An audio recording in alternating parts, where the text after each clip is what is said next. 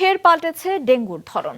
গেল ৩ বছর ডেন 2 এর প্রভাব বিস্তার করলেও ৭১টি নমুনা নিয়ে আইইডিসিআর এর বিশ্লেষণে দেখা গেছে এবছর রাজধানীতে প্রভাব বিস্তার করছে ডেন 3 ধরন। বিশেষজ্ঞরা বলছেন যে রোগের জটিলতা এবং মৃত্যু বাড়ার বড় ইঙ্গিত দিচ্ছে। মাহমুদ কমলের রিপোর্ট। ডেঙ্গুর 4টি সেরোটাইপ অর্থাৎ ধরনের মধ্যে একটিতে আক্রান্ত হলে সাধারণত তার বিরুদ্ধে রোগ প্রতিরোধ ক্ষমতা গড়ে ওঠে, ফলে একই ধরনে ফের আক্রান্ত হওয়ার ঝুঁকি থাকে না।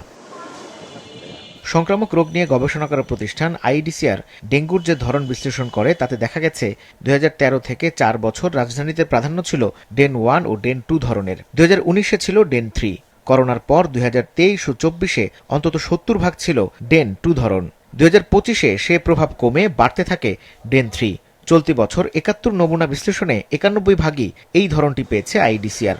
ফলে রোগের জটিলতা ও মৃত্যু ঝুঁকি বাড়ার আশঙ্কা জানিয়েছেন প্রতিষ্ঠানটির প্রধান। যারা বিগত বছরগুলিতে একটা নির্দিষ্ট স্ট্রেইনে আক্রান্ত হয়েছেন তাহলে পরবর্তী বছরে বা পরবর্তী সিজনে পরবর্তী সময়ে ভিন্ন একটা স্ট্রেইন দ্বারা আক্রান্ত হন, তাহলে ওনাদের ভিতরে সিভিয়ার ডেঙ্গু হওয়ার চান্স বেশি থাকে। তাতে যেটা হয় যে রোগী দ্রুত খারাপ হয়ে যাওয়ার সম্ভাবনা থাকে, শকে যাওয়ার চান্স থেকে থাকে।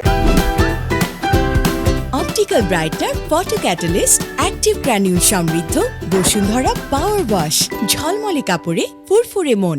এখন যে প্যাটার্নটা হচ্ছে নর্মাল, যেটা ফিভার থাকে, পেটে ব্যথা, অ্যাবডোমিনাল পেইন এগুলো থাকে, ভমিটিং বা ডায়রিয়া এই জাতীয় জিনিসগুলো নিয়ে বেশি আসতেছে।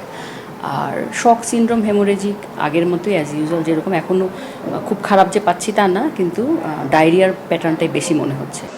বহু বছর ধরে আইইডিসিআর এর এই সেরোটাইপ জরিপ ছিল শুধু ঢাকা কেন্দ্রিক। গেল বছর থেকে বরিশাল বিভাগে বড় আকারে প্রাদুর্ভাব ছড়িয়ে পড়ায় সে পরিধি আরও বাড়াচ্ছে প্রতিষ্ঠানটি।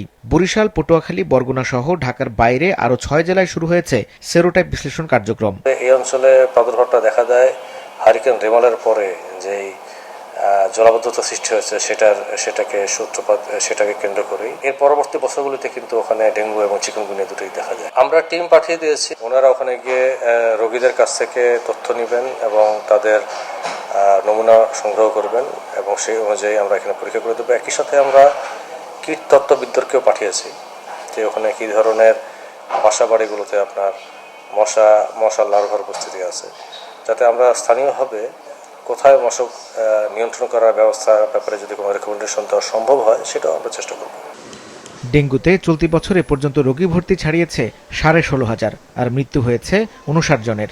ডেঙ্গু প্রতিরোধে মশা নিধন কার্যক্রম বাড়ানো আর রোগের জটিলতা ও মৃত্যু ঝুঁকি বিবেচনায় জ্বর হলে দ্রুত চিকিৎসকের কাছে যাওয়ার তাগিদ দিয়েছেন বিশেষজ্ঞরা। মাহমুদ কমল, মাছরাঙা সংবাদ, ঢাকা।